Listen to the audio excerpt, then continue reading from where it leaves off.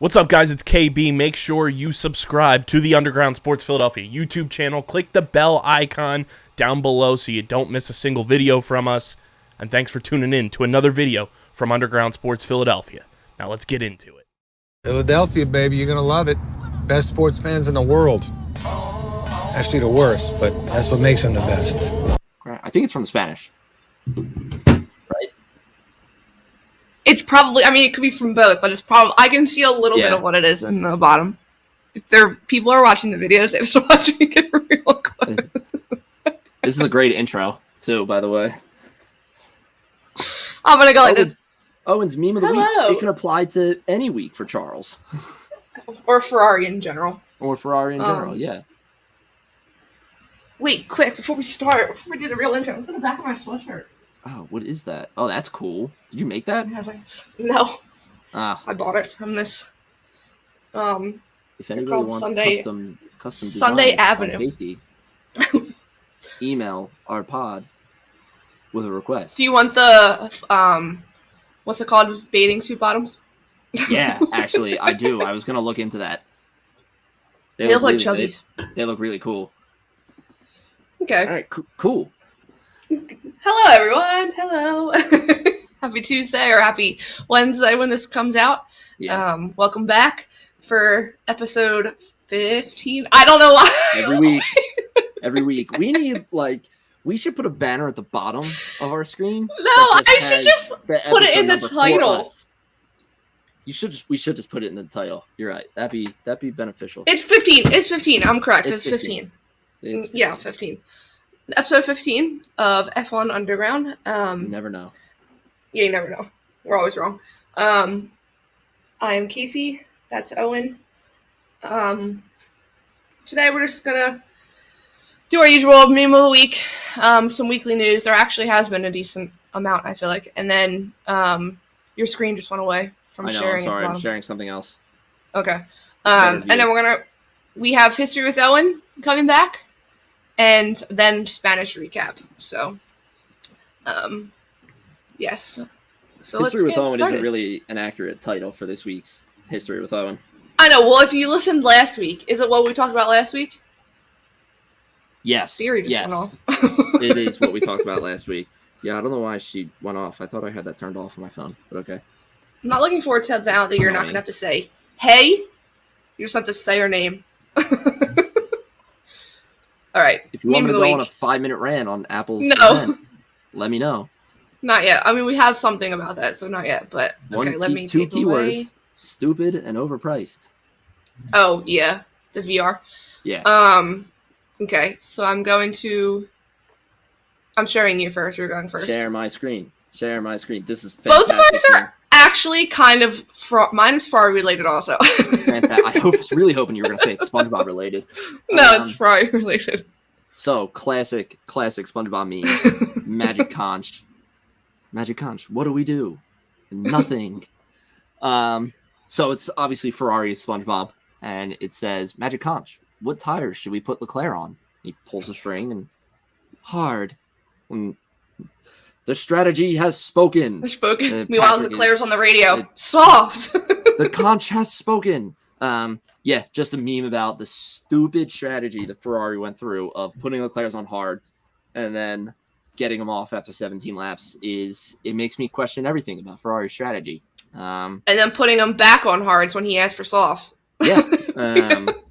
It really, I saw your tweet this weekend, Casey. I can't remember if it was on your personal or on Twitter, on our Twitter, but it was like, I challenge Ferrari to actually listen to their drivers. And oh yeah, it's true. Why aren't you listening to them? And, Charles had that whole thing where he was like, I'm sure we'll touch base on this too, something is wrong with my car. And nobody wanted to believe him, which I feel so bad about. No, but yeah, there's more.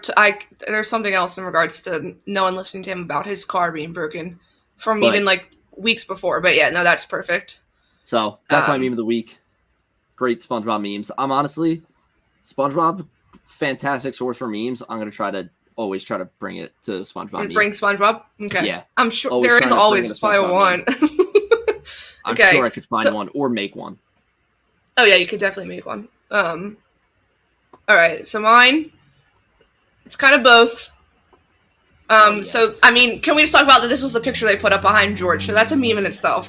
But, and regardless, so obviously, yeah, they know. The big picture behind says Ferrari's expectations, and then in parentheses, delusional. And then, obviously, big, everyone has crazy expectations. And then the real George Russell standing on the podium is Ferrari's actual performance. And I thought it was funny because... I love the poses. The poses really played the thing too, because yes, you've got his grand, just like power pose, like I'm between these two walls. I'm like stopping them from closing in on me. Look at how strong I am. And then it's like a New Hope. Yeah, it is. That's literally what it is. And then you've got him standing there doing the most iconic dad pose you could ever do in your life. Yeah, I mean, if there's a George Russell pose, that is the George Russell pose. Let me stand at the door and watch the garbage truck pick up, this dumpster of trash, and I'm like continually impressed by it and its manufacturing performance, or this like fantastic feat of engineering. While I'm in my blue navy cargo shorts, my white New Balance shoes, and my white T-shirt, getting ready to mow the lawn. That's what that pose is right there. Or when any dad says they're not going to watch anything that you want to watch on TV, and then they're standing in front of the TV and you can't see. Yeah. You're like, excuse me. Make a better door than a window. Move out of the way. Also, did you see, it kind of goes in play, I'll take this away. Did you see, it was like during one of the fan questions, they showed how Lando made fun of the picture? Did you see that? So then Oscar Piastri got up and did the same pose. So now people are like, I need every driver by the end of the season. We need to have every driver hitting that pose. They need to. And I do. It just proves to, and I wouldn't expect anybody else but Lando Norris that actually would like browse Reddit and browse social media and everything and figure out that all of us love this pose that George Russell does. And yeah, I mean he's used it. It's just an incident thing with Leclerc twice now in the past 2 weeks. Once from last week, and then there was a video of him. I saw the full video. Leclerc's giving an interview, I think, in Italian, and Lando comes by and like hits him in the balls, and Leclerc's like, like kind of almost cursed in Italian. The lady's like, hey, don't say that. So then they posted the clip, and Lando comments, it was just an incident. It was just an incident.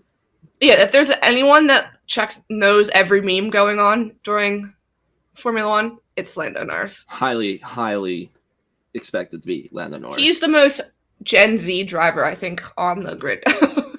Well, he's younger than me, right? Yeah, Leclerc's only a few. Leclerc's like, yeah, I think he's younger than you, or you're exactly the same age. 23 years, Lando Norris. Oh, he's younger than you. So he's younger than me. That's insane. When you think about what he does, that's nuts. But I know. Very Gen Z driver, knows all the memes, knows all the. Guarantee you, he's got like some burner Reddit account that browses Formula Dank all the time. Totally, he's on there commenting like or whatever you do on Reddit. He's like joining in on the posts that are talking shit about McLaren and Zach Brown. He's like, yeah, I agree, yeah. Like I think he was even last year. Like he was the one that was joining in on the George Russell when there was like that's something. George Russell's the type of guy. Like I'm pretty sure he joined in on it, but also I think Alex Albon because they're like best friends. But absolutely, all of them should join in on it. Wait, Alex Albon is in his influencer era, and I said, "Watch out, influencers! He's coming for you." He did like a CeraVe like sunscreen ad, and he's like, "Did you see it?" He's squeezing his goes like this all over his face. But I just like that he broke character at the end and started cracking up. It's good. I saw it. I like. I was scrolling. I forget what I was on, and it was everywhere. I did like a double take because I like clicked on it, saw that it was Albin, and then saw that it was like an ad for something, and for sunscreen. I like quit out of it, but right before I quit out of it, I saw him like go down to start like scrubbing his face, and I was like, "The hell was that?" And I like went back and watched it. I was dying laughing. It was really good. Yeah, and I just like that he literally brings the phone closer. Pretends to text, then he's cracking up. But yeah, that was a good one. Very good, good memes. His girlfriend definitely made sure he was doing that correct. Okay. Weekly news. I We need like a broadcaster theme to play during this. Can we For just do the weekly Action news. News theme? Actually, can we contact No, them and it's be by like, hey, copyright. hey, listen, Yeah, we're for our- like up and coming F1 podcasts, tons of listeners. Can we borrow your theme for when we do our weekly news section? We're Philadelphia based.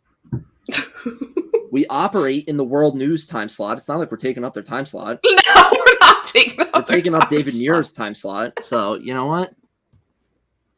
We're good. All right, you have the email. Email Action News. I do have the email. Action News, Jim Gardner, if you're listening. Yeah, let's get. You're retired. Let's get you have Jim a lot Gardner more as a time on your guest. hands now. You have a lot more time on your hands. Could you imagine if you found out like Jim Gardner was like a huge F1 fan and we got him as a guest on the Oh my god. podcast? I'm gonna I would email not- him right now. That'd be my whole entire personality. Like, I'm sorry. Fantastic. But yes, anyway, weekly news. Not playing the Action News theme song.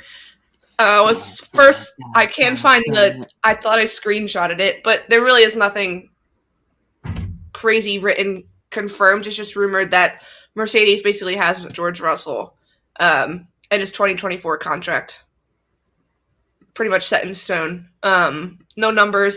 Did he even find out what numbers are in F1 world? I feel like it's not like any other sport that we watch.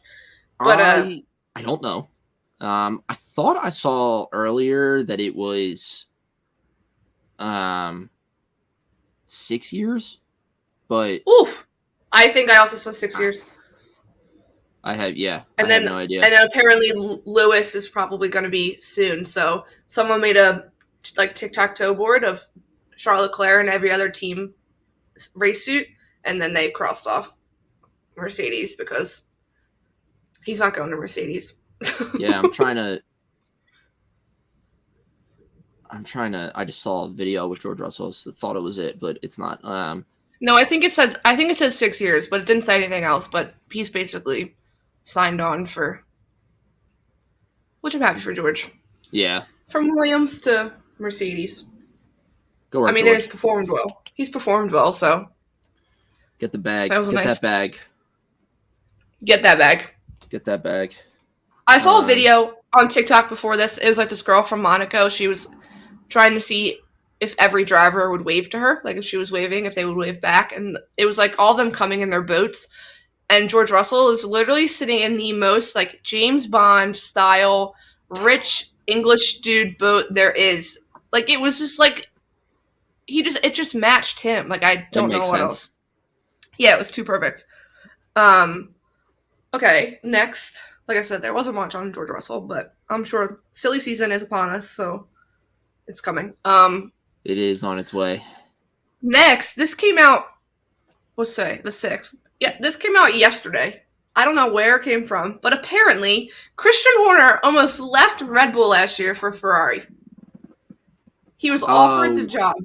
Yes, I remember seeing this. I find that so funny because anybody who's watched Drive to Survive or has followed the sport for the last couple years has like Christian Horner is just like synonymous with Red Bull. He is Red Bull. Like yeah. Max Verstappen and Christian Horner, they are Red Bull. Like when you hear Red Bull, you're gonna think of those two first. But like then again, going back to Drive to Survive and like other things you hear, Christian Horner might be Charles Leclerc's biggest cheerleader on the grid besides Toto Wolff and anyone else at Ferrari.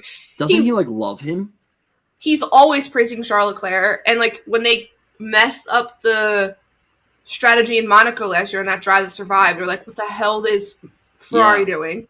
Like, yeah, Christian Horner and Toto Wolff understand the talent that Charles Leclerc is. But it was a quote from Helmut Marko. He said, "It took me a whole night to convince Christian Horner to stay at Red Bull and not go to Ferrari, and it cost us a few million." So he clearly must have been getting offered more.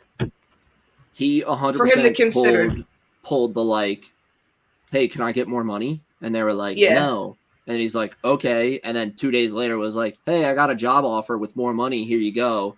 And then they were with like, our rival. wait, don't go. Yeah. So I'm like, can you just imagine in some alternate universe about Christian Horner at Ferrari?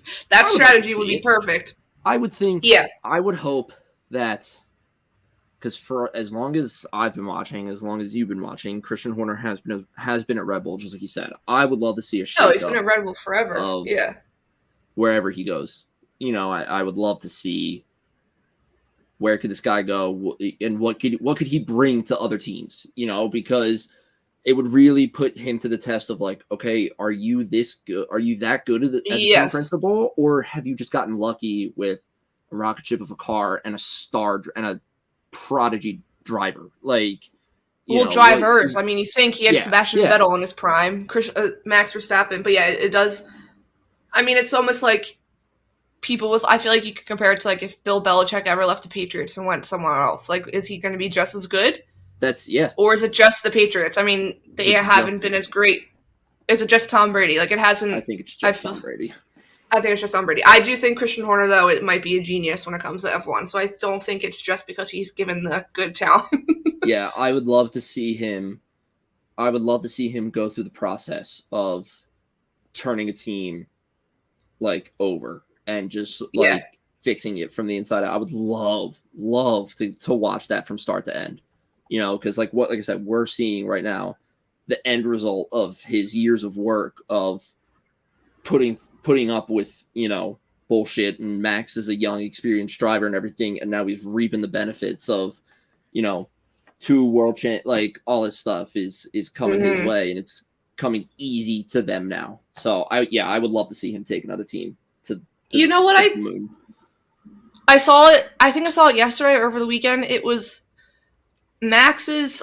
I don't know if it's his race engineer or like head race engineer, just his. So I can't think of his name. When he was hired at Red Bull, he was promised he was going to be working with Sebastian Vettel. That was what he was promised. So he took the job with Red Bull. Sebastian Vettel left like literally like 2 weeks after he accepted the job. And then he got stuck with this like 17, 18-year-old kid who was so immature at the beginning, probably. Because I think Christian Horner came out and said they literally fight like they're an old married couple, like the way they Schwarbomb. Sorry, I got distracted. There was a Schwarbomb on TV. Yeah. It is June. I have to look at my phone to see the notification. But yes, that's what people were like, that poor man, he literally was promised like Sebastian Vettel, like the god of F1, and then he got Max Verstappen as an 18-year-old. But I thought that was... Now he has it. Now he rose. Now they get along. He probably knows how to... Yeah, he's probably responsible for Max's rise to fame. But did you notice he brought back the gold boots and then almost got a grand slam the whole weekend? Brought back their gold race boots. And they're probably here to stay. Hey, I would definitely think that they're here to stay. Yeah. Okay, you talk about the next one. I just saw the picture. Yeah. And I saw them, they're like, what are we doing there? Basically, long story short, Apple had their WWDC yesterday, which is Worldwide Developer Conference. Essentially a big press conference for developers to come in, learn about different stuff that they're going to work with on the back end of Apple. But what we, the public, care about is the press conference at the start, and it's what they use to launch the whole event. Mm-hmm. And they go over iOS releases, all the major software updates that are coming to devices.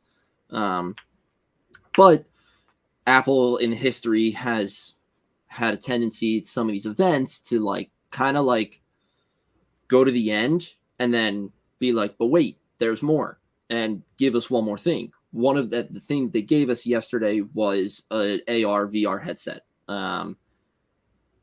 It's stupidly overpriced, blah blah blah. So expensive. I'm gonna share my screen here. Did you see the video of the people when they found out the price?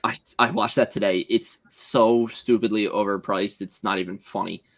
So this picture came out, and I didn't see this during the live show as well, but I can already know what this is for. So essentially, it's what they talked about was one of the things they displayed was if you get a text from somebody or a file from somebody that's a 3D object, you can pull that out of the messages or something else and display it in 3D in real time with the VR headset and everything. It's a great use case. Phenomenal, right? This is what I'm assuming is something similar where they're displaying airflows for the C43 for Alfa Romeo. So you can see there's a little display right here that says airflows. It's like hovering above it, and then you can see the air going through the car. That's pretty much what it is. It's cool that it's Alfa Romeo, and it's cool that I wouldn't be shocked if like someone at Apple was like, hey, Formula One's like a really big thing now.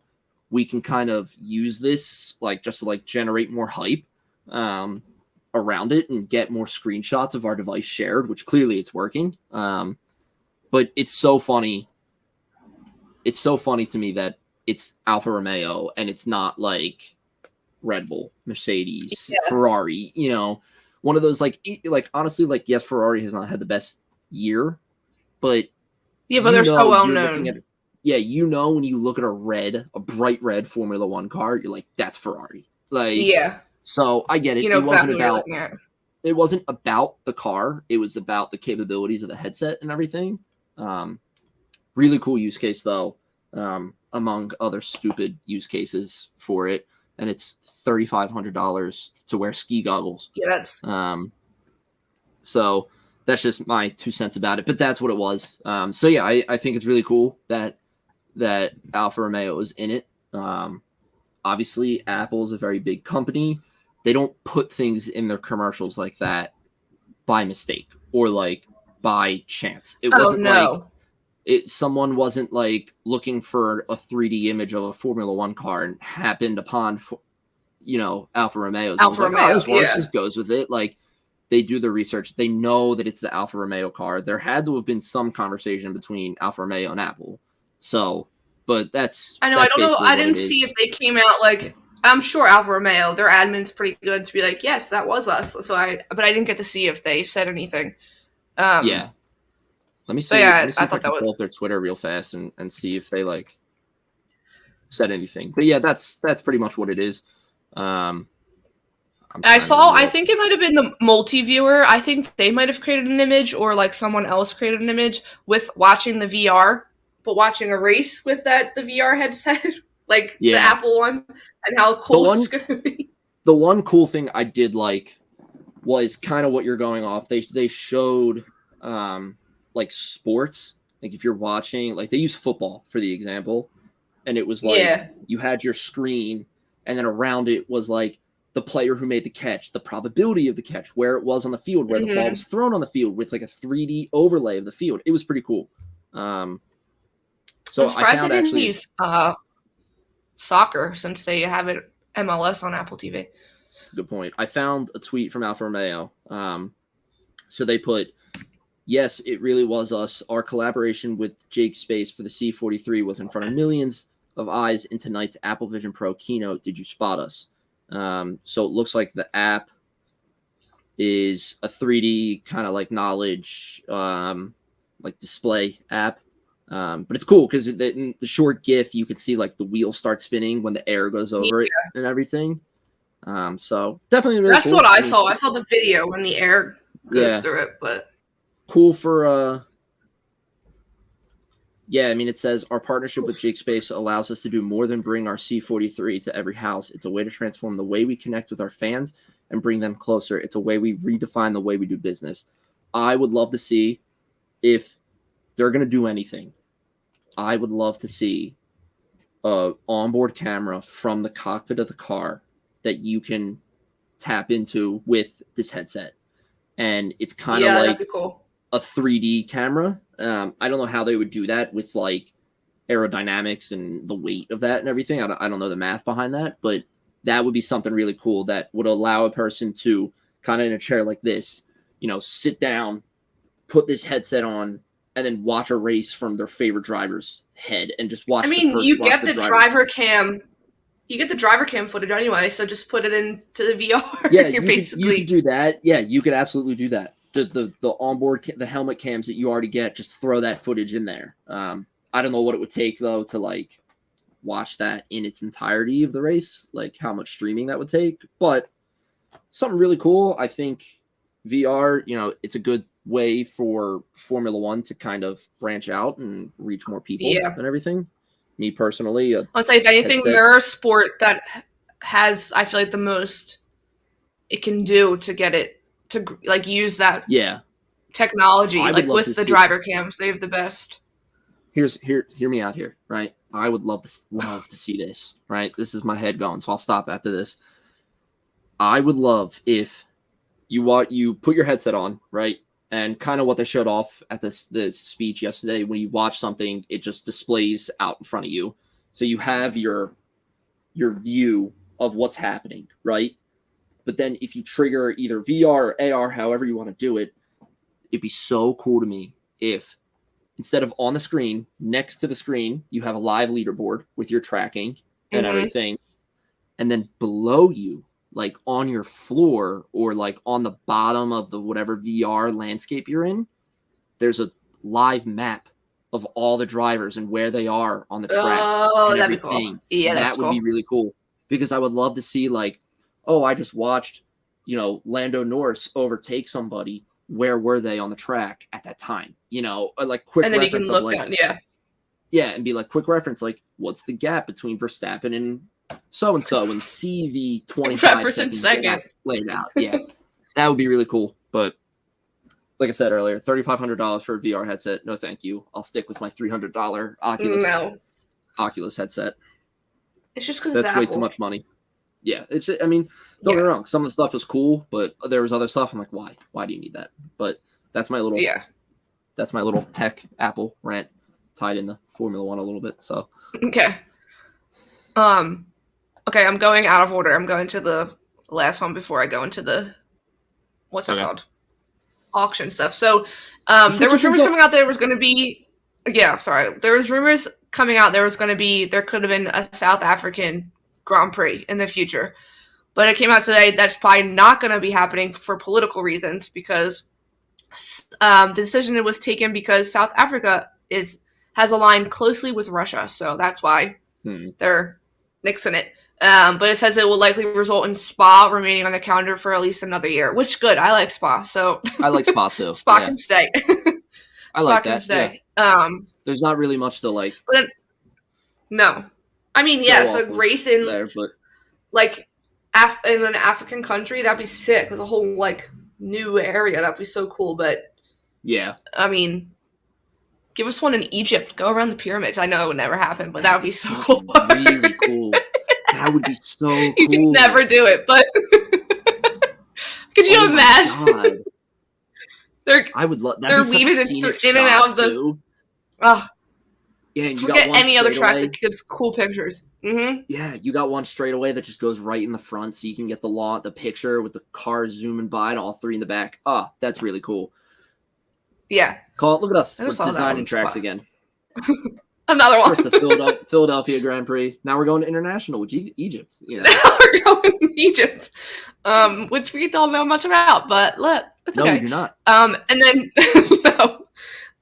moving on. So obviously Leclerc auctioned off his special everything he wore in Monaco: the race suit, the gloves, the boots, and his helmet. And everything was going towards all the proceeds were going to the flood victims.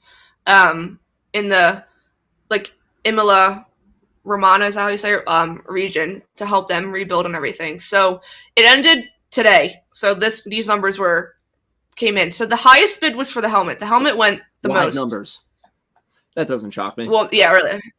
I thought a helmet's a helmet, but I would thought the race suit. I mean, you're literally getting the full race suit. Like you could put it on.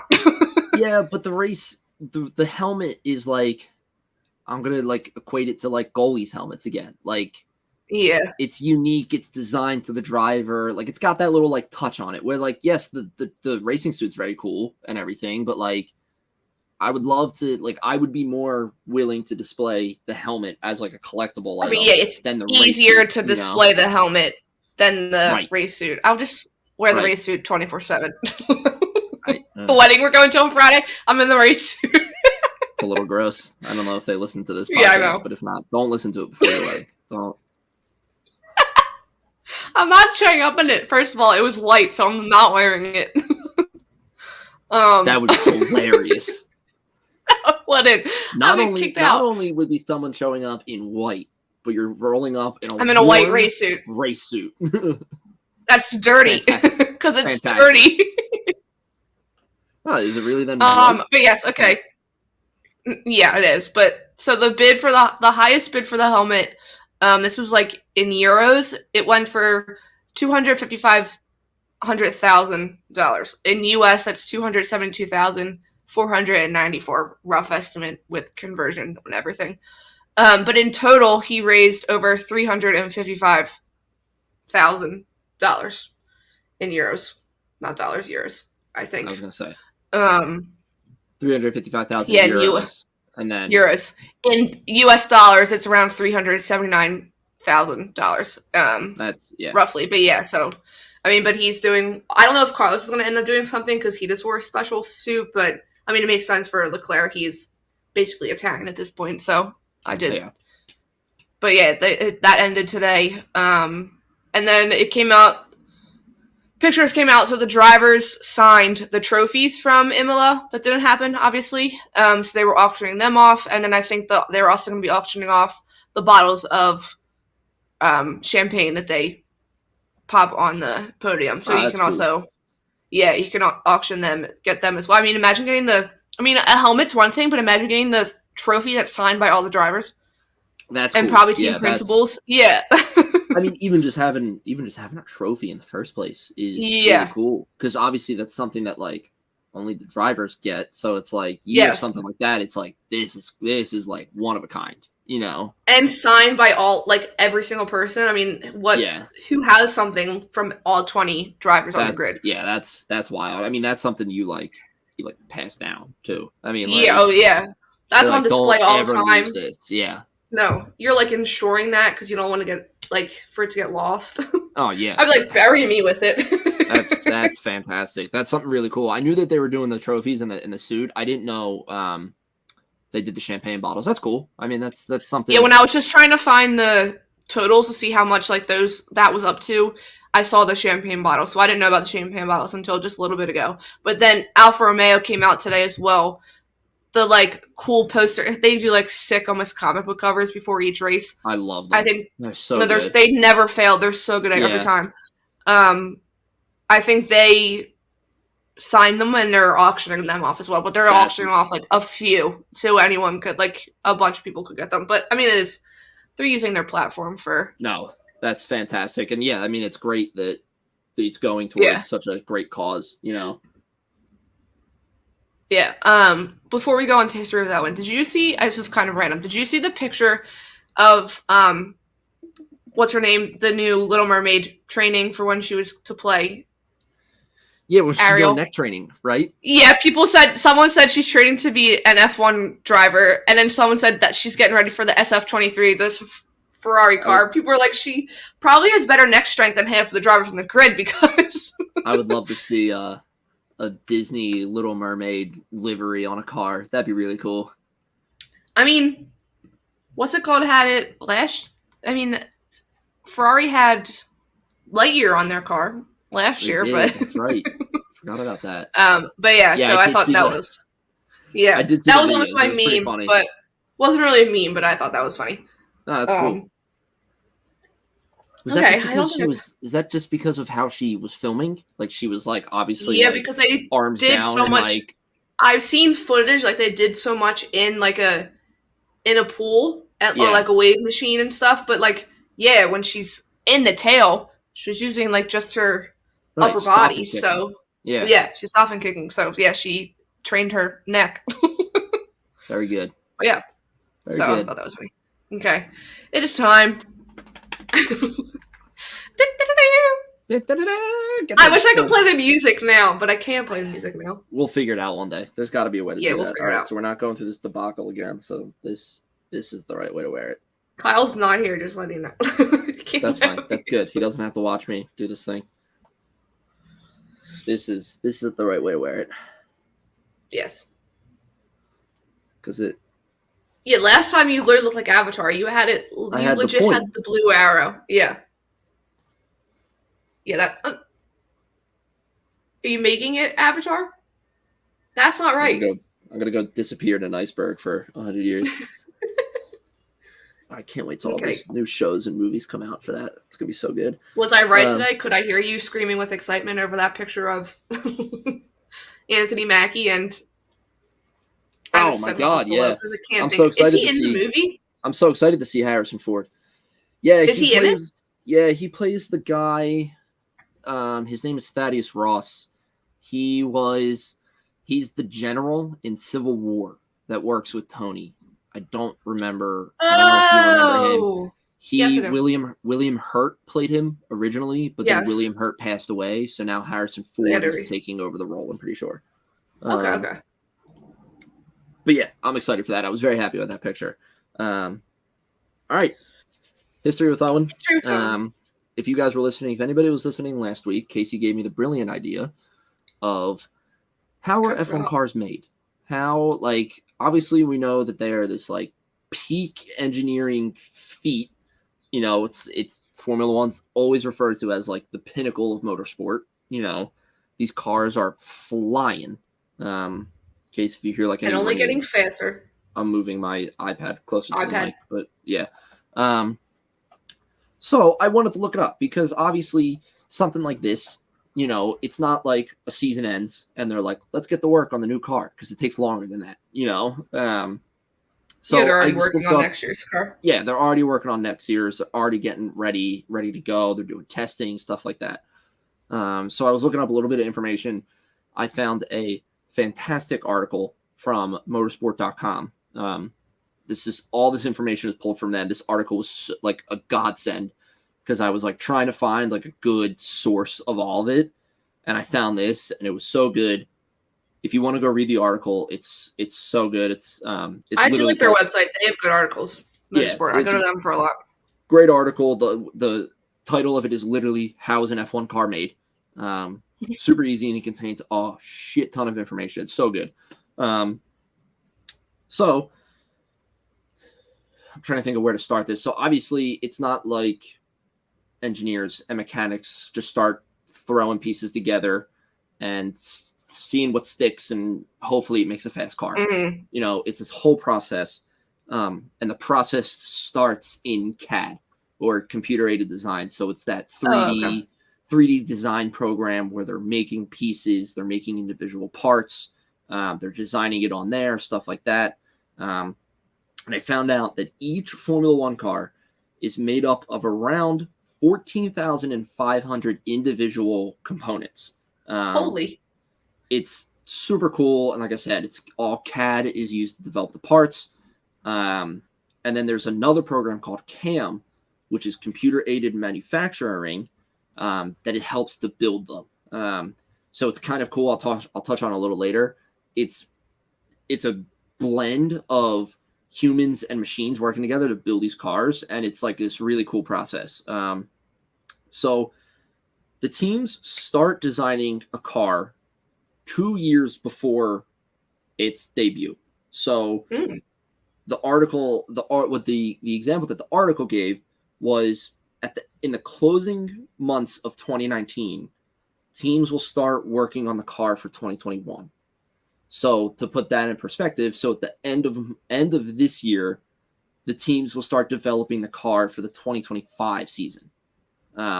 So they're a season ahead of where they need to be, essentially. Yes. Which means that next year's car is already well under development. Obviously, they're basically almost finished. Yeah, they're about 6 months into it. You know, if they started, let's just say at the beginning of this year, they're 6 months into developing the car for next year. So, like I mentioned, the design of the car starts in CAD, where they develop parts, aspects, stuff like different things, and they test things like aerodynamics, designing transmission, stuff like that. And they have each of these groups within their teams that are specifically designated to these parts of their car. It makes sense. It's run like a business. You know, you're not going to have accountants do manufacturing. You're going to have the accountants do the accounting because that's what they're good at.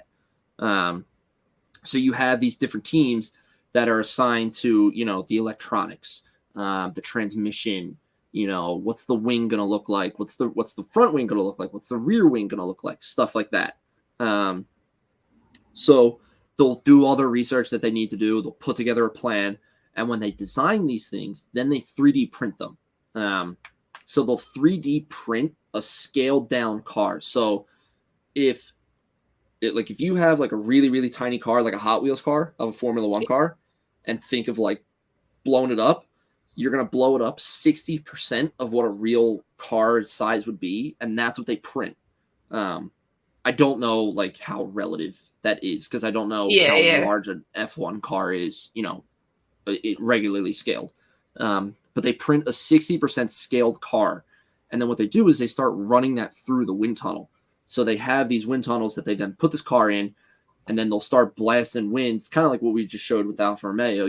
Then they learn, all right, how's the wind being affected? Where can it improve? Like blah, blah, blah, all this stuff. Obviously, with that, though, we have talked about before that teams have certain amount of like wind tunnel time. And I read Red Bull got some of it taken away last year, right? Right. And I read a thing that Ferrari actually used to have 3 wind tunnels that would run 24/7. And they would just be like harvesting data out of it, which is is insane for me to think of now, because it's just like the data that you can get out of that is insane. Yeah. And the fact that they got 3 stopped. Yeah, and the fact that you have 3 of them going 24/7, fantastic. They're just like also think of their electricity bill if they're running 24/7. Oh my God. Yeah. So they have limited time in the tunnel, and then the tunnel itself is also limited. The wind speeds in there are limited to around 180 kilometers per hour, which I did the conversion. Thank you. I was going to say translation, not the word. It's around 111 miles per hour. Obviously, when that comes like nowhere close to what these cars are reaching on the track. No. You've seen them hit 200, 220 miles an hour on straights. So they're going well under, half the speed that they're going on the track. But what this does is it gives the team a general idea of like how it's going to perform, how the car is going to perform out on the track when they're going these speeds. The one thing I learned too that I thought was interesting was, so the last place team will get 25% more wind tunnel time than the reigning champs. So however much time like Red Bull is going to get at the end of this year, I'm going to use them as an example. Williams is going to have, a quarter of their time more than what Red Bull will be getting, which is super valuable to the teams. So because they can get all this data without, going out onto the track and everything. And it's so much easier for them to get data. Maybe Williams can use it to fix their floor, That way it's just not a flat. Yeah, that I don't understand how Alex Albon is. Yeah. Yeah. So I still can't believe that their floor is literally just flat, and everybody else has like tracks to funnel wind under. Like it's insane to me. Right. So from there, then they go on to building the actual parts out of the car and everything. Once I have those details, around 80% of a car's material is made from composites and what they call pre-reg carbon fiber. I couldn't find anything on this pre-reg carbon fiber. To be honest with you, I was very sucked into this article, so I meant to go back and look about what pre-reg carbon fiber was. But I never got around to it. So the interesting thing that I thought, though, was in these like manufacturing plants that these parts are being made, the room is so controlled that it's almost like an operating room in a hospital. Like the rooms are, I'm trying to find it on my notes. The employees must wear protective shoe covers and protective overalls the entire time. Like I'm picturing in my mind, like full on like radioactivity, like protection suits, like hazmat suits. The rooms themselves are temperature, humidity, and air pressure controlled. So it's like such a set environment. Yeah, it's such a set environment, and it's like so controlled down to the tiniest little thing, because I said any outside contaminants that either gets on the parts or gets on the machinery itself is going to really fuck things up. And it's like so wild to think about that it's like, oh, so like you're telling me like a little like dust ball gets on a part or like a machine, it's going to break things. And like the answer is pretty much like, yeah, it will, because they're so precision controlled that it's like the parts the like cutting parts essentially. So I'm assuming like a water drill or something like that is the degree of like missing, I guess, or like the degree of like incorrect like measurements is 0.005 millimeters. So it's like super small that these things are missing, and any contaminant that gets on them is going to really fuck it up. So it's like it's filled with all these people.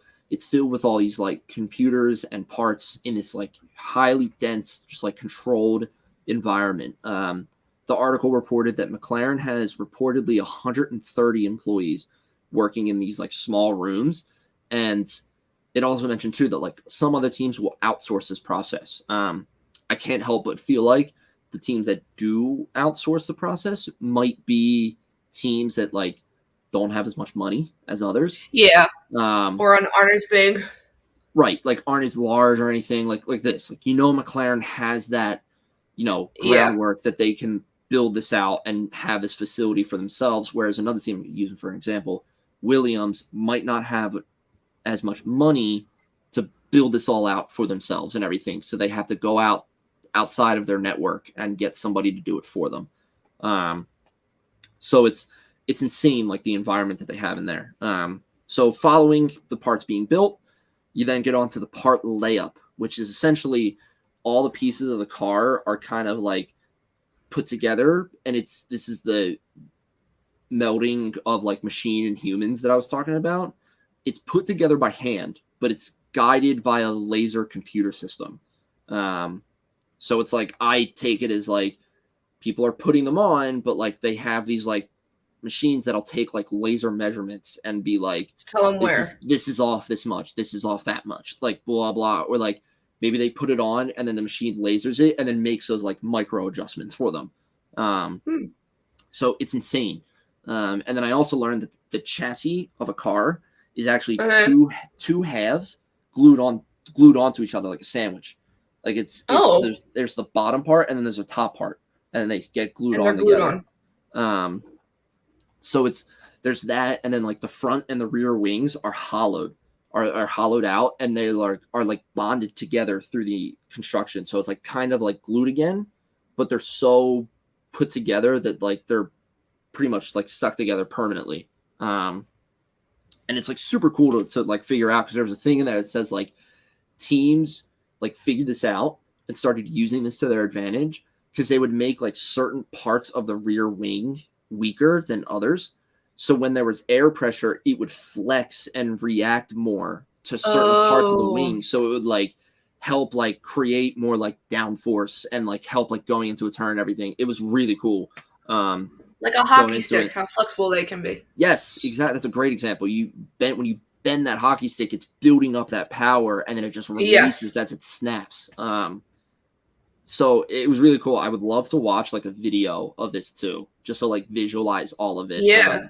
I'm pretty sure there was a factory in America we could go, like that would do a tour. I'm pretty sure. Yeah. So the Motorsport article has a video right there. I should have watched it when I was doing it, or reading the article. But so once this is all put together and everything, and I'm sure this is a blend of like once it happens and as it's happening as well, the different guts of the car are being put in. So it's like the power unit, the fuel system, the hydraulic system, all these other like internal components are then added to the car. And the analogy Motorsport used is really good, and I like changed it to fit what you would definitely recognize.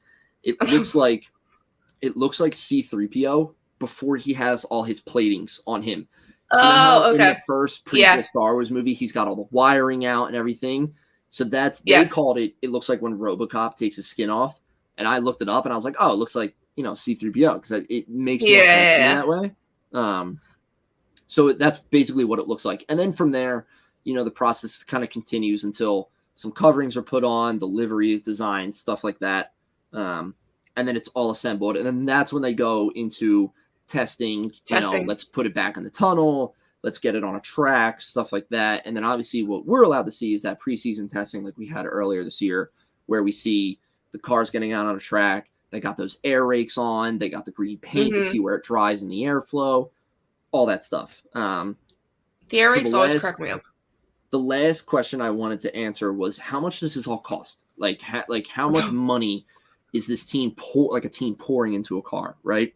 Yeah, because let's So- get into an F1 team. Let's start our own. Yeah, there you go. We can do that. So obviously, we have the cost cap. Yeah. Everyone refers to the cost cap era now. So spending this year for the teams is limited at $135 million per team. But this and what this does is this covers all car performance costs. But what it doesn't include is marketing, salaries of drivers, and the 3 most expensive team members. So for Red Bull, any marketing Team promotions principal. that Red Bull puts out, that's not coming out of their cost cap. Max Verstappen, Sergio Perez's salaries, not in the cost cap. Like you just mentioned, team principal, probably head engineer, stuff like that, not in the cost cap. But their Everything- food does. But their food is exactly. You beat me to the punch. I was going to say that. Sorry. But everything else is included in that cost cap. Their catering, everything, their transportation costs to get to races, stuff like that. That's all included in this. Doesn't seem like So- a lot. No, it doesn't. But so it all adds up and everything. And then the one thing I found too, and I'm going to read this directly quote from Motorsport just because they sum it up pretty well. And it might be a little bit of paraphrasing too and everything. But it says, cars themselves are always going to change in cost. But the best guess, like the guesstimate that they have, is somewhere around like $7.5 million for a car. Okay. It's So- not as bad as I thought. That's it. That's how F1 cars are made. Obviously, I'm sure there's some stuff in there that I'm missing, and I'm just like, I got Yeah, that was a confused good- when reading it and everything. So, but it was really cool to watch, and I'm definitely gonna watch this video again on Motorsport's website. Again, Yeah, huge shout out to Motorsport for this amazing article. I went through like 3 others before I found this one, and as soon And as they I weren't opened good. it, I was like, this is fantastic, and I love this one because there was a flow to it. There is this is it starts It here made and sense. then it ends here. Yes, it made sense. yeah, So yeah. that is how F1 That was cars are good. made. Thanks, History with Owen. Thanks. Thank you, Professor Owen. He'll Thanks be back for listening to another my session. lecture. That's next week. It's not Oh open. no, It's not open book. There is no it's word not bank. open podcast. Yeah. It's not open podcast. You cannot listen to this podcast. At the same time, I was screwed. Just I giving am me a that failing COVID grade. teacher that will lock down your browsers when you take a test. Oh my god! I am that COVID teacher. I know what I'm doing with Yeah. setting up the test online. You would be that COVID teacher. Yeah. But that was cool. I don't know. I'm happy I don't we know did if I that. would. Yeah, like I said, it was such a cool read because I was like, when you had brought it up last week, I was really curious, because Yeah, it's not something we've ever went into I- detail about. So and I weirdly equated it to video games because it's when video games come out and they drop trailers, it's okay, you've been working on this for a while, but how many years ago did you start working on this game? How long Yes. did it take you to design the textures, the map, all this stuff, all the rudimentary stuff that you don't see when you're playing the game? So it was cool because I was like, I know it's not the season ends and the teams are like, hey, let's go start designing our car and everything. That's just yeah, not they enough do time it for in that. 6 So- weeks because Yeah. that's literally how much time there is in between. I feel like. So I was like, this No, is just, it was a really cool read. Again, great article by Motorsport. Highly recommend anybody who wants to learn more or Thanks, anything or just wants to keep up with the motorsport world, go to their website. Oh, It's it's cool. fantastic. Yeah. But Interesting. there you go. I like it. I liked it. Lesson over. Good job. There's a school bell. Round of applause. Next period. I don't dismiss, the school bell doesn't dismiss you. I do. Oh my god. Okay, moving on. Let's talk about Spanish GP. Spain, Barcelona. It was kind of wild. I had a lot of fun watching this race. I had Yeah. a lot of fun with it. I was, It could have been worse. There was parts of it that were boring because no action was happening, and that's when I was like, okay, where's the rain? And then I'm bringing it up now when George Russell thought there was rain, but it was literally sweat from his visor. I need to know how much that man was sweating for him. Me too. I confuse it need with to rain. know. The best is Is anyone else reporting rain? I think it's sweat from the inside of my helmet. That was raining. Have you seen? Sounds like that's just you that's reporting rain. I suspect it might be the sweat. You definitely. Yeah, it was. You've definitely seen the GIF, and I hope people know what I'm talking about. Have you seen the movie Airplane? Yeah, think so. Have you actually? I don't know. It's anyway. 80s movie. Guy gets on a plane chasing after a girl. Whole plane falls sick. He's got PTSD from being a fighter pilot, so he doesn't want to fly the plane, but he has to fly the plane. There's a scene of him trying to land the plane, and he is like, it's a comedy, so they're like exaggerating it. It looks like somebody's dumping water on him, and he's like, I've seen the GIF. He's like, yeah. and he like wipes like a whole pool off of his head. That had to have been George Russell. Like, I couldn't watch.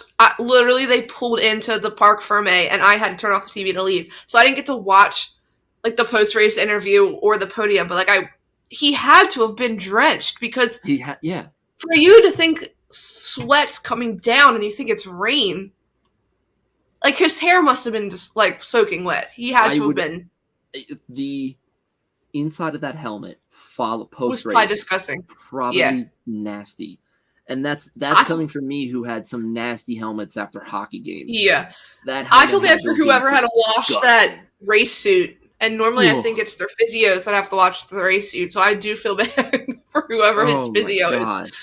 Yeah, it was so funny too, because he reported the rain, and I was like, oh my god, rain, make it interesting. Like, not that I'm not having fun, but like, make it interesting. Well, and the best was where he said it was supposed to be raining. You had Crofty Crofty. He was like, that doesn't make any sense. It was like the inside of a turn. He was like, why?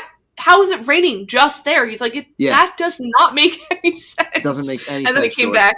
It was sweat. Oh, George Russell. I need a picture of that man's like forehead following the race or something. Like, just how drenched are you? You know? Yeah. How disgusting are you? But yes. Okay. So we'll go through it. Obviously, we'll start with qualifying.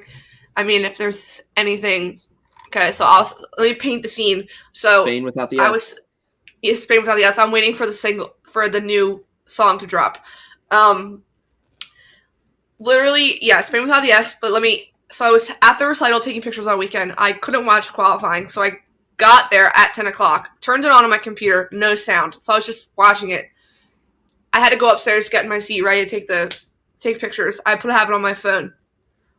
When I tell you, I couldn't make a sound because like they were doing their meeting in the green room before, and then I was like, no one around would have gotten it. But when Leclerc went out in Q1, I was like, and I thought like he just snuck out right at the last minute, and then he was out, and I literally was like, oh my god. I was like, what just happened? I literally turned it off. I didn't watch the rest of it qualifying. I just turned it off.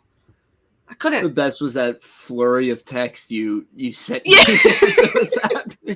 And it was I had my iPad open too because I was tweeting, and I'm just getting notification after notification after notification. I was like, what is happening? I was like, Casey's mental state is going up and down right now. Literally was stressed. Wait, there's literally 1, 2, 3, 4, 5, 6 text messages in a row. All in like a span of like 2 minutes. Right. I said, we're just going to get someone random in poll. I just have a feeling because I can't watch either. That's because I was like, something good's going to happen because I can't watch. And then I said, did he just botch that lap? Talking about Charles. Oh, I said he, as in Charles. And then I put, thank God. Never mind, I take it back. LOL, sorry for blowing up your phone. I'm in disbelief. Yeah. I was like cracking up. You were getting every inner thought I had in that exact Q1. But yeah, literally turned it off. I was like, well, I know who's getting polls, so at this point, let me just swipe up. Yeah. Couldn't even listen to his radio message. I mean, Perez had an awful qualifying too. He was also out in Q1. He was... Right? No, he was out in Q2. He was out in Q2 because I remember when he went out, Crofty, I think, was talking about, like, he was like, what a weird qualifying. He was like, we have Leclerc out in Q1. He goes, and then we have Perez out in Q2. Like, he's like, what an odd qualifying. Because then he started going into McLaren and how Piastri and Norris were both in Q3. And I was like, this is so backwards. Like, You thought Monaco qualifying was crazy. I think Spain might have had it. I think might have taken the. Spain but I mean, it was a fun qualifying to watch. You knew something was wrong with Leclerc's car because he's like the king of qualifying. He pulls out those times out of that car that can't do it. So you know the minute he couldn't even get out of the bottom 5, like what the hell is happening? I mean, he couldn't even get out of 20 or 19. Like something was wrong. I mean, I sent you that video. He couldn't even. He was turning left, and it wasn't even. That's where he got on the radio and was like, "Something's wrong with my car. Like something is wrong with the rear tires." And I don't remember Ferrari's response, but like I remember just seeing like a whole bunch of things of like I mentioned earlier, like you tweeting like, "Listen to your drivers," and like all these people being like, "Yeah, there's something wrong with Leclerc's car." There's so like something wrong. I'm almost tempted to assume that Ferrari was just like, "No, you're good. Like, keep it going." But I could be dead wrong about that. I watched FP3. He looked fine. He said the feeling was. I mean, even his post-quality interviews, he said the feeling in the car of FP3 was totally fine. It was great. So, like, what happened in that span of like 3 hours for the car just to go to shit? Yeah, and literally, just break on him. But yeah, obviously, we'll get more into Ferrari because they just kept going. It was an awful weekend. I'm hoping it's the lowest of the low. I feel like they can't go any farther, but we do have Canada coming up, so maybe they can. Canada. But yeah, so then obviously Norris, don't know where that came from, but ended up being P3. Did you see the video of Max after where they're walking out of their car? He literally does a double take because he doesn't believe that Lando got P3. He goes up and gives him a high five and like shakes his hand after. Let me tell you. Yeah. I know I said this before. I know we shit on McLaren all the time. I want to root for Lando Norris and Oscar Piastri as well.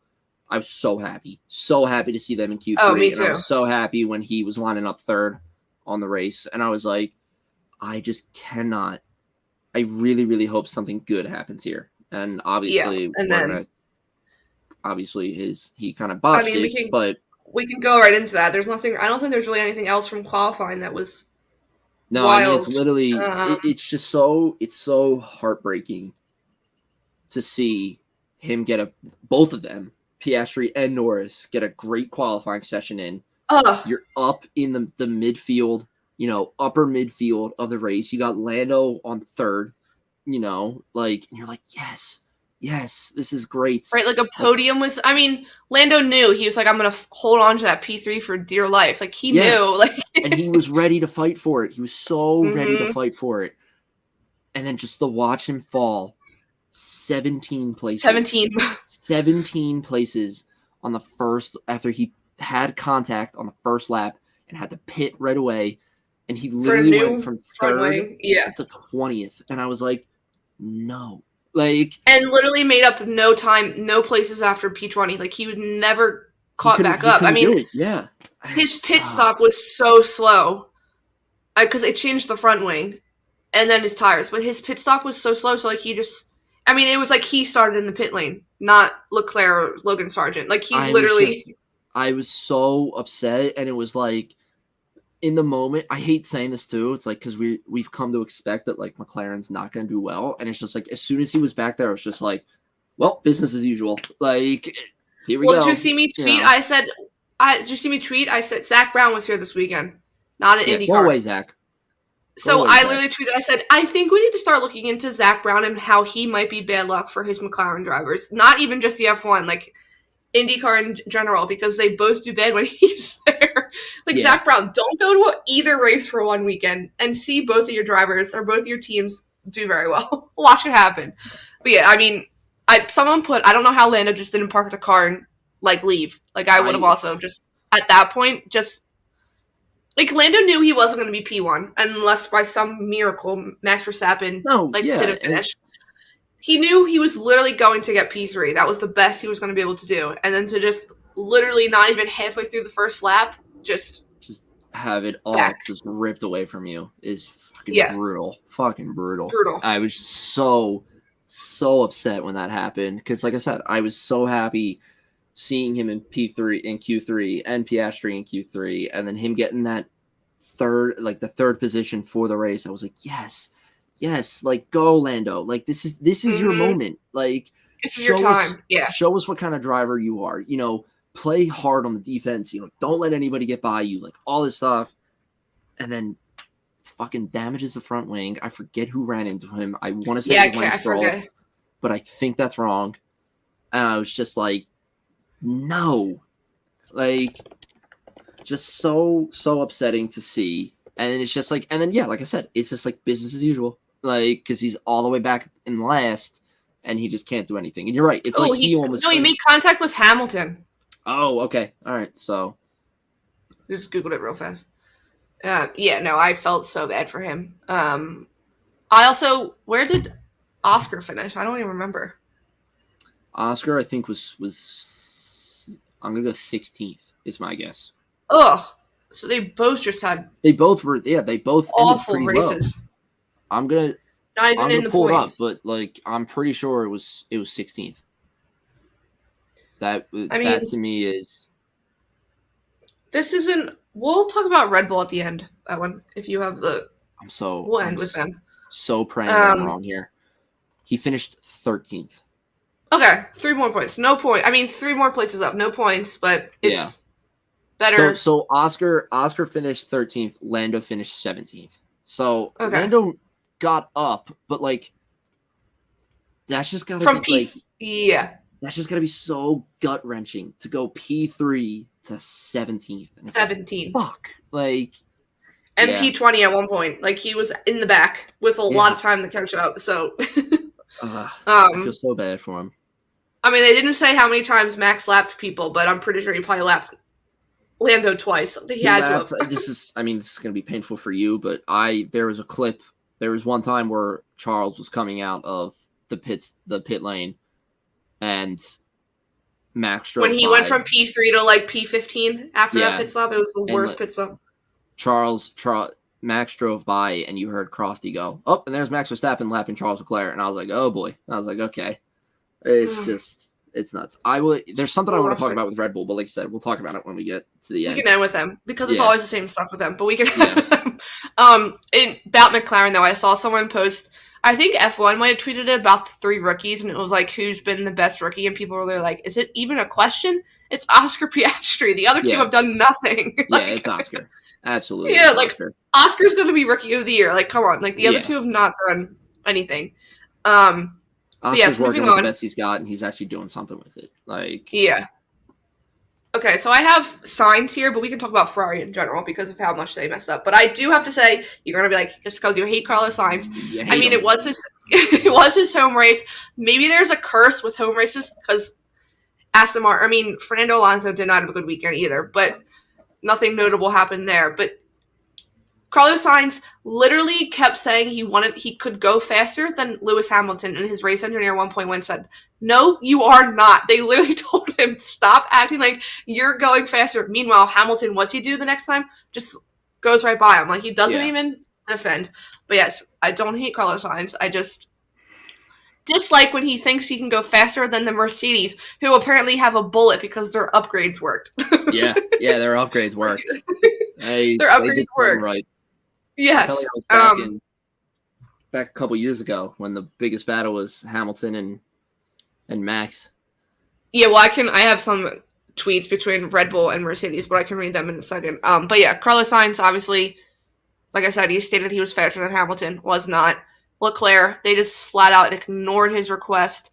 He started on hards. He was like the only driver that started on hards. There was not a lot of them. The rest were on softs. He was one of like 2, maybe. But, I mean, it was basically like he was on softs because he only lasted 17 laps on hards. I can see the idea, though. I can see, the rest of the field is going to start on softs. the car wasn't, and the car was awful anyway. Yeah, so I can see them thinking, like, we're going to start on hards. When everybody else pits, we're going to stay out there for a little bit, build up hopefully a big enough gap that when we pit again, we don't lose that much space, Like, we're not losing that many positions. But yes, the fact that they put him on hards and then said after 17 laps, hey, come on in. It's like, why? For softs. And then when he wanted more softs at the end, they literally, the radio is clear as day. They said, we're going to pit you for hards. He said, no, I want the softs. And they said, box. It comes in, and they put him on the hards. I mean, he even said he was like the hards the second stint were much better than the first stint. He was like obviously the time, but he clearly wanted to be on the softs. But yeah, they just flat out don't listen. I mean, there was I think it was a French journalist or Italian journalist said that there was going to be a wave of firings at Ferrari. Has there been yet? No. Nope. Not we're yet. Still waiting on it. Yes, but then this also came out after about the situation. So this journalist said that Bennetto's dismissal should have taken place much earlier than last year. Probably after you botch Monaco or Silverstone. I feel like that's when it should have happened. Certain organization that we are fans of and know. What?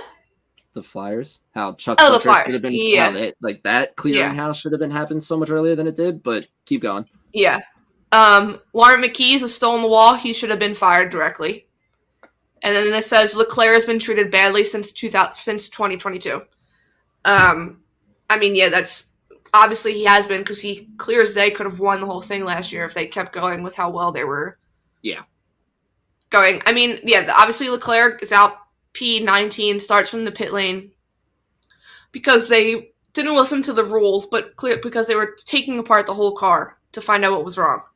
So they worked late hours. But instead of doing it the night before and breaking the rules, they break the rules and start earlier in the next morning before the race. Why don't you do it the night before so then you know what is wrong? That pissed me off so bad. That has such holy shit, I forgot to do my homework type energy. Yes. I gotta do it on the bus as I'm going to school. Just stay up late. If you're breaking the rules either way, stay up late so you know your poor driver knows what he's dealing with more, for a longer period of time instead of right before the race. I was with what's wrong with the car before 20 minutes before the race. Obviously 20 minutes isn't. I mean, they still don't know what was wrong with it. They were sending the parts back to Maranello, to the factory for testing, but nothing came out yet. But then they did take advantage of being P19 and no grid penalty, so they changed everything. Right. I mean, that was one smart decision that they did, but something still clearly was not working.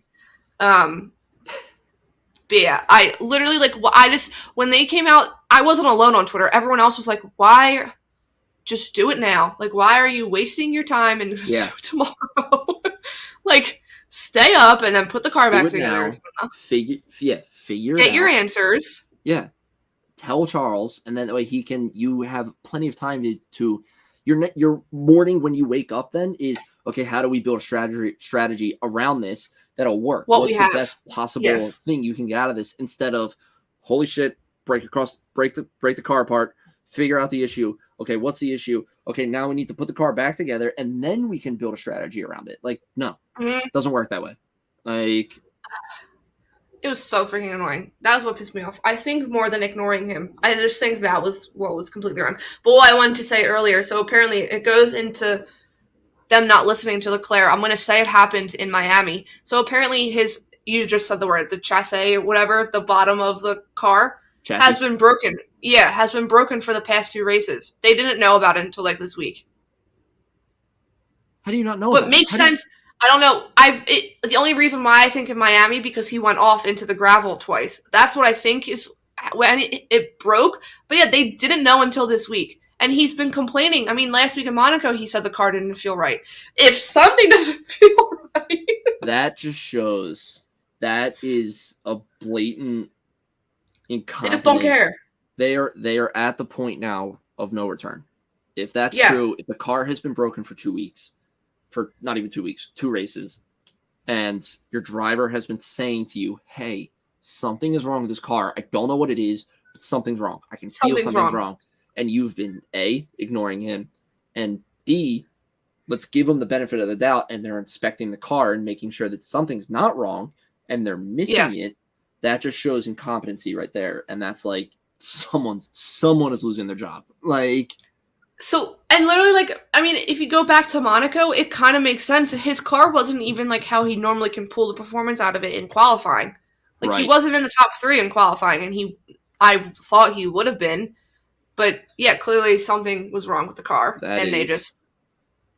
I mean, his race engineer, Xavi, is still there, and apparently last year they wanted him gone after one of the races, but Leclerc said no. He's one of the people he can trust the most within Ferrari.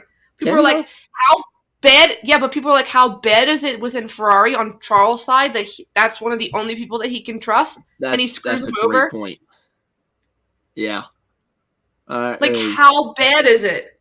What's it actually? Oh God. Then I saw someone saying that it's the watching Charles Leclerc's career in Ferrari turn into what Sebastian Vettel's turned into, what Kimi Räikkönen's turned into is literally insane. They're just treating all their generational talents like shit, and then when they leave, they're gonna complain. Good thing Leclerc hasn't signed a new contract yet, because I wouldn't. I'd be out of there. He's literally. I didn't watch in 2020, but from what I've read, 2020's car sucked. Right. I don't know off the top of my head. His points total for this season is worse than that year, and people said that was the worst year. Oh boy. Yeah. Something has to change, and it's got to be past the point of. I think Fred's in his corner 100%. I believe Fred believes in him. He believes in Fred, but something else needs to change. I don't know. Now. I don't know what a rebuild looks like for F1 in F1 terms, to hockey and other sports, because I know what that looks like in other sports. But whatever needs to happen for a rebuild needs to happen for Ferrari, and it's at the point that it's this season, fuck it, who cares anymore? Mm-hmm. Get rid of everybody, clean house, do something to win back the support of the fans, because guess what? The first thing that you can do to get everybody's kind of trust back a little bit, fire someone, get rid of somebody. Because then it's at least people are going to give you that benefit of the doubt of okay, at least they're doing something, and it's got to happen. It's got, like I said, I don't know what that looks like. Obviously, a hockey rebuild is much different than a F1 rebuild. But yeah, you tank for any other normal. The core starting point remains the same. You got to clean house. You have the star. Build your team around the star. You have the one that Ferrari fans are going to stop being Ferrari fans and be slowly Charles Leclerc fans, because he's not the issue. Yes, can he push it to the limit too much? Sometimes, but it's not just that. Yeah, he's not perfect. He makes mistakes and everything. This year are very glaringly on the engineering team and not Charles, and I'm not just soling out the engineering team either. I'm just saying most of the shit that we have talked about, and I'm sure other podcasts and other reporters and everything have talked about, are not on Charles. It's got to start now. Get him out. Don't get him out. Burn the team down. No. Burn the team down. That's what. That man literally. He was testing today for Pirelli tires in Barcelona. Him and George Russell. Tomorrow's, I think, Carlos and Mick's going to be in the car for Mercedes. I wish it was televised. Yeah, that'd be cool to watch. But they literally posted a video of Leclerc, and he was like, "I miss being in the car after a day." Dude, miss being in the car. That's so shit. Yeah, that. He has the dedication that any Ferrari fan's probably looking for. So he go with has that. The will. Run with he it. has the dedication. Yeah, yes. the dude needs a better support system. I'm gonna steal your words right out of your mouth. Build the team around Charles. Around That's him. It. Yeah. There you go. And Fred's there, I think, to help. But yeah, that's enough. I tweeted saying I was going to take half of the podcast episode going off on Ferrari. I needed to say what I was feeling. I have my Apple rant. You have your Ferrari rant. Ferrari rant. Very good. You should have seen me here on Sunday. I was I got into the car to go to the recital, and I was driving like an F1 driver because I was so annoyed. So angry. I was driving like Max Verstappen. But yes, moving on. This is just quick to note. Obviously, we said there was no rain, but there was also no red flag, no yellow flag, or safety car again. Everybody finished the race, yeah. What was that? Miami? There was nothing like that? Yes. It was a perfect race? Yeah. Yeah, Miami, there was nothing happened. Everybody finished. Which is wild. Yeah. But yes, moving on to good old Owen's favorite person on the planet, I actually don't know about Gunther this, so Steiner. you're going to tell me about this. So what happened? I have to find so apparently, during the team, so this is from the FIA, like that, their releases. So this, Right. during a team media briefing on June 1st, Mr. Steiner made certain comments about the FIA stewards, and particularly those on duty at the 2023 Monaco Grand Prix. He basically criticized their job. I mean, It's like John Tortorella criticizing the refs, like any sports coach criticizing the ref. It happens all the time. Right. So it refers to that he used, like, the language that he used, is what they were. He probably cursed them out. No, he didn't. Oh, where is? boring. No, it's so funny. Hold on, wait. Where is the actual? So this is from This better be on Drive to Chris Survive. Medland. I hope it is. I mean, people were saying Netflix after this past weekend. There was probably like, hoo-hoo. Like, it was probably the best episode. And I saw a picture of Charles Leclerc. There was a camera crew following him. So the Drive to Survive curse struck again if they were following Ferrari this past weekend. But yes, okay, wait, where did this go? Okay, Steiner's reprimand for the language he used described the stewards as laymen and referring to professionals in other sports. Says Mr. Steiner stated that if he had meant to insult or offend anyone, he would have used much different words. The stewards do not dispute this. So he literally called them. He didn't even curse at them. He didn't say they were literally stupid, but they are like any other referee organization and got butthurt and fined him. What a plight, man. Yeah. What a polite man. What a He polite guy. might actually be from Philadelphia. I'm convinced. I would, God, I'm telling you, I think there's any person I want to meet out of any Formula One driver, coach, It's team Gunther principal, Steiner. everything, and anything. I want to meet Gunther Steiner.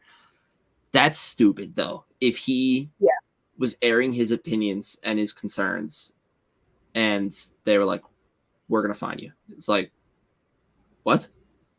I can't remember exactly what he said about Monaco, but it was, let me see.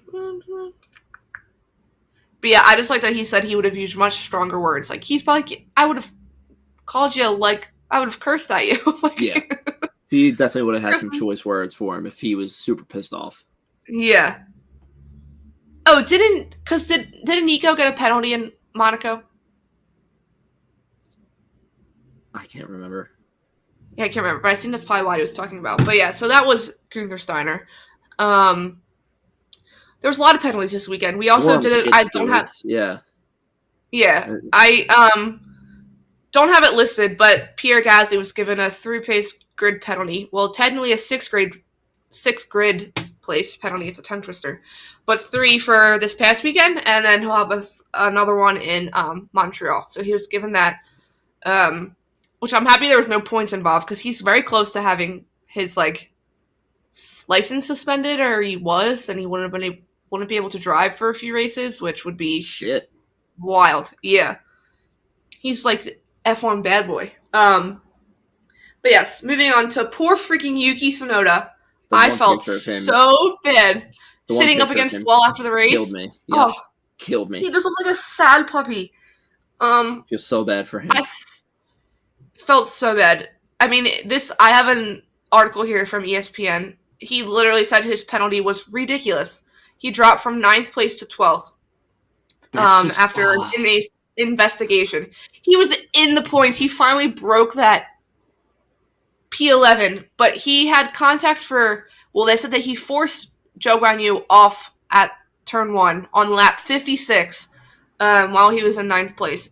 When I tell you they investigated that so fast and got back to him saying that he had a 5-second penalty. Yeah. But I mean, the slot of drivers at that time, like Charles would have ended in the points, I think, with that. If he's like beat him, but he didn't end up going fast enough. But yeah, I thought it was wild. So I saw this tweet. So it said more reasons why Yuki's penalty was beyond ridiculous. So Joe wasn't even a half a car in front of Yuki while driving. They did not touch. So he didn't have the turn. Yuki stuck to the racing line, and Joe has comfortably behind him without any harm. Yuki's now out of the points. So when you go back and look at his like the race footage, nothing happened.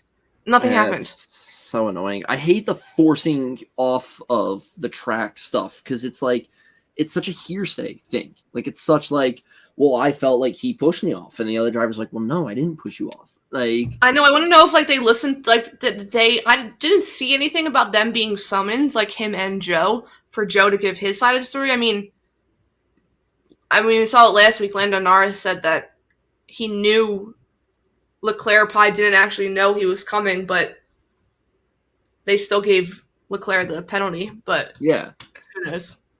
It's just that to me is so stupid, and I feel so bad. Yeah, that picture of him like up against the wall, sitting down, heartbreaking. Yeah, especially because he's been struggling. He's been so close to points all year. So he's been close. So consistently good, yes, but like, and then it's like just out of the point. Finally, he cracked that case of I'm ninth, I'm in points, and it's not just 1 point. Like, okay, yes, it's 2, but like it's fucking 2 Still, points. he's in the points. I mean, he has more than his teammate does. Yeah, so. and then it's never mind. You accidentally drove too close to a person. Like, but sorry. Didn't push him off the track. Didn't make contact. Sorry. He's like what? No. Yeah, no. But yes, from one penalty to another, we're just going right in a row. It wasn't even a penalty. Mercedes was fined. €10,000 for a rules breach after. So it says they were fined after its drivers, physiotherapists, and assistants entered Parc Fermé in the aftermath of the 2023 Spanish Grand Prix. So I guess apparently they got too close or whatever. I didn't even notice that. The team was notified that team members may have breached the regulations in the post-race zone that is certified or that is created in the pit lane. It says, there's another quote here. It says, driver physios must wait outside the cooldown room behind the podium until the podium ceremony has concluded, following the instructions given to all teams by the media delegate. So it's just... Yeah, this says here, it was a note sent to the teams by the FAA on Sunday morning. It said, other than team mechanics, with cooling fans if necessary, officials and FIA pre-approved television crews and FIA-approved photographers, no one else will be allowed in the designated area once the cars are in Parc Fermé area.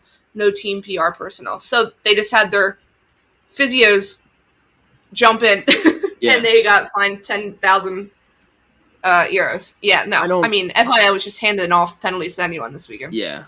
I don't get that. That might be my hour inexperience.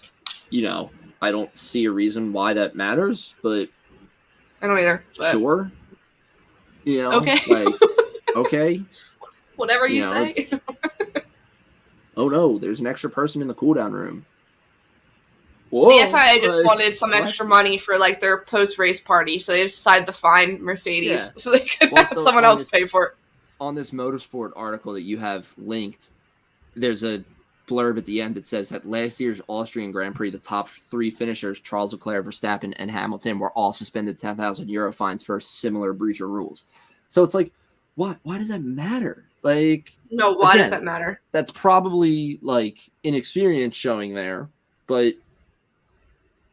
like the cars aren't on. The other cars are not anywhere near the podium celebration, so like why? Yeah. I don't know.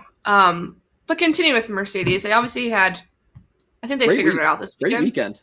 Mm-hmm. Besides their contact during qualifying, and people were comparing it to him and Nico Rosberg. I mean, I was so happy Nico got to interview Lewis Hamilton because those two could not hate each other more. Yeah. Like literally could not hate each other more. But yes, they both. I don't know if George has come out with anything, but Toto has a quote from today. Lewis Hamilton were praising Mick Schumacher for his work within the simulator, which I thought was nice. Because when do you ever hear a team like singling out and giving praise to the reserve driver all the time? But so I thought that was nice because they said, Hamilton said Friday was a real struggle with the balance. It was way out of the window.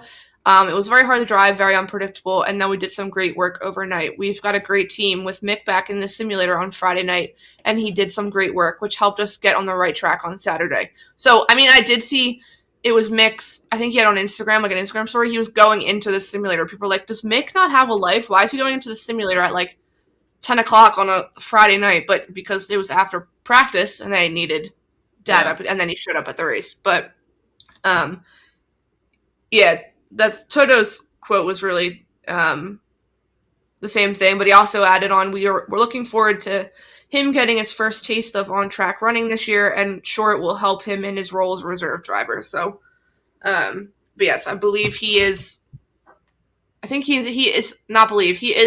tomorrow for Pirelli in the Mercedes. So, Right. George was today, and Mick's tomorrow. So, yeah, I like that they were giving him props like that. I thought it was really nice.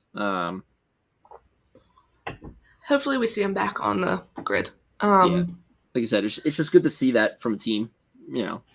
Just like, hey, like it's not just us, it's Mick's putting in this work to help us figure out what's the best setup for the car, and yeah, I mean, good for Mick. Good for Yeah, I'm gonna say we know Mick probably that was not what he wanted to end up happening. He did not want to be a reserve driver. He'd rather be one of the 20 on the grid, but right. For them to praise him like that, I thought it was nice. Yeah, I do like that. Yeah. But moving on to Red Bull, we'll finish up with Red Bull, and that, I mean, not even just Red Bull, Max Verstappen, and how he can't be beat. I have a very quick thing to say. It's like the only thing I want to say about it, and I feel like your thoughts are going to echo it too. When we talked to Mark, we had talked about how Max Verstappen is a robot and a menace on the track, and it's just like doesn't give up no matter what.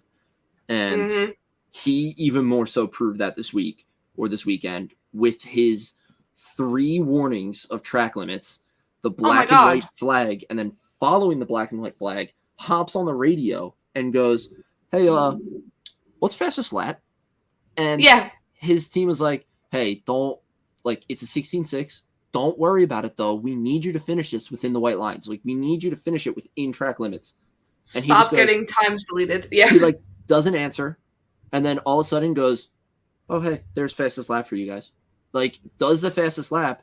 And then it's so funny because he hits the fastest lap, and the race engineer immediately hops on the radio and is like, "Hey, so good work on that, but we really need you to finish it within the white lines." Yeah. And then he finally was like, "Oh, yeah, I will." And, like, finished a clean race. And it's just like, the man just doesn't give a shit about anything. Oh, my car engine is failing? No, I'll just push a little bit harder. Oh, my tires are degrading? No, they're not. Like, it's just like, I don't understand it. And, like, it just emphasized it even more this weekend of just, like, the guy is a menace on the track, and he just doesn't know when to quit. And it's like, I almost have to, like, it bugs me a little bit in certain situations, but, like, this is a situation where, like, I have to respect it a little bit. Like, because it's insane. Yeah, I have to be like, wow, like, good, like, fucking great for you, man. Like, you are that good enough of a driver that you've gotten 3 warnings now and a black and white flag for track limits. And then you're like, I can still do fastest lap. Like, I can still do it, and I still want to do it. Like, I still want to get fastest lap. And it's just like, okay. Like, you kind of just almost have to just be like, take it as he goes with him. And it's just like, just like, let him go. You want to do fastest lap? Sure, go ahead. Like, go do fastest lap. You. Yeah. Like, it's just, that's all I want to say about it, because obviously everything that happened with Red Bull was the normal, Red Bull dominance this weekend. Obviously, you don't have Perez was P3 by like 20 laps in, and he obviously didn't finish on the podium, but like he was he got up there pretty quick. Yeah, you obviously, the normal stuff with Perez and everything. Obviously, like you said, he didn't finish podium, but it's like. But I mean, the gap at one point was 38, 39 seconds. Like, how? Yeah. When he finished the race, Max Verstappen, Leclerc was starting his last lap. Yeah. I mean, I'm going to say this. I'm going to say it as deep contrast to what happened with McLaren.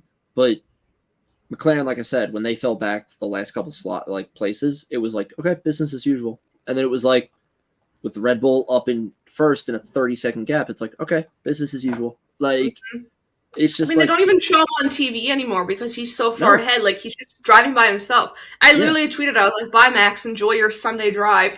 Yeah, he's having a nice Sunday cruise. He's going to stop and get a nice He has coffee. to be bored. Like, they literally said on the TV when he took the one pit stop, they're like, he could get out of the car, have a Red Bull, get back in the car, and still come out in front of people. Yeah, it's coming up behind him.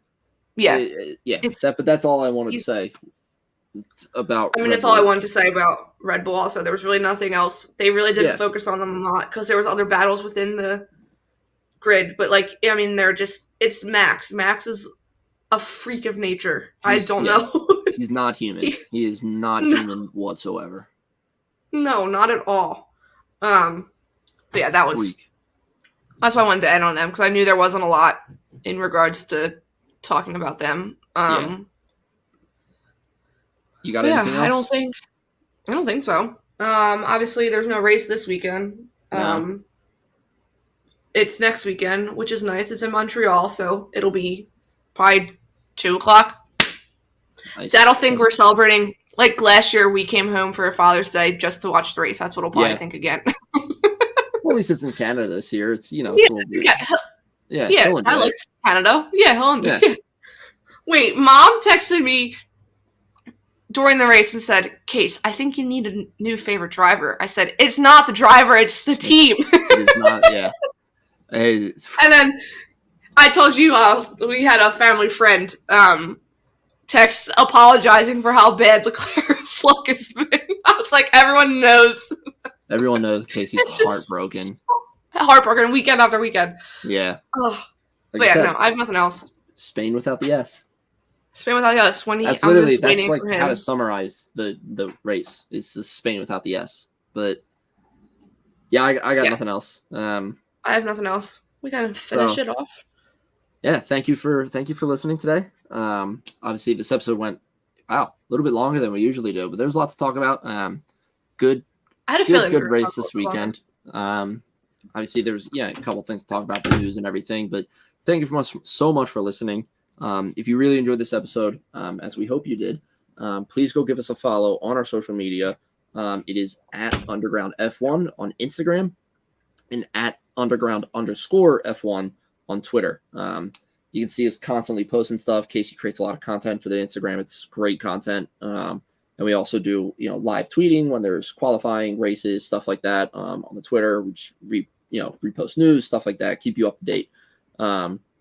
If you want us to talk about anything on the pod, or is there you have any questions for Casey and I, any questions about F1, please email us at undergroundf1pod@gmail.com. Again, that's undergroundf1pod@gmail.com. We would absolutely love to hear from you guys. Anything you want us to talk about, please ask us. And please leave a review for the show wherever you listen to your podcasts. If you listen on Spotify, Apple Podcasts, Google Podcasts, wherever it may be, please leave us a review. Let us know if you like it. Let us know if we can improve. It really helps the show grow and expand and everything. And, we really enjoy it. We want to grow this thing as much as we can. We do. Please also go to our main YouTube page. That is at Underground Sports Philadelphia, all one word. That's where you get full video episodes of this podcast, all the other podcasts on our network, like Underground Sports Philadelphia.